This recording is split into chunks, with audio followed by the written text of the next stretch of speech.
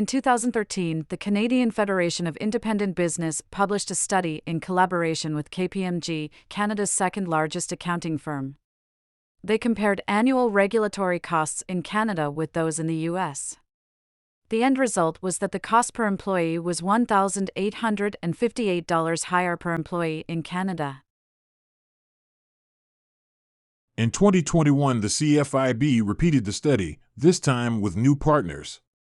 They dumped KPMG in favor of Intuit QuickBooks and the Small Business Roundtable, a coalition of leading small business and entrepreneurship organizations dedicated to advancing policy, securing access, and promoting inclusion to benefit the businesses at the heart of the American economy. According to the updated study, the amount of time spent on regulation per employee declined by about 6 hours in Canada for our smallest businesses. In the United States, these costs more than doubled, increasing by 133 hours since 2013. The results for Canadian businesses with between 20 and 49 employees also benefited from a decline of 6 hours per employee. By contrast, results for companies in the United States with between 20 and 49 employees increased by 5 hours per employee.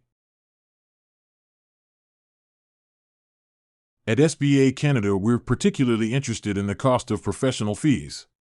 While the cost of government regulation stayed constant in Canada, professional fees, primarily for accounting services, increased by 30% for our smallest businesses in real terms.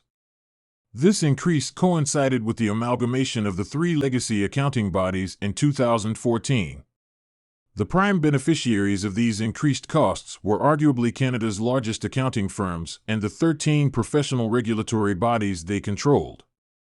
While changes in the relative values of the two currencies make comparisons complex, there are a number of concerns we have with regulatory changes introduced by CPA Canada.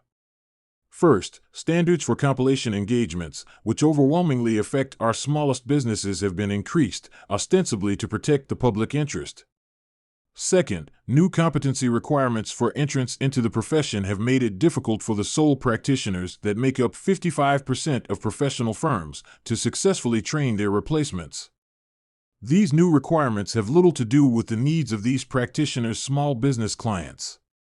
Effectively, this means that changing demographics will force most new recruits to work for the largest firms.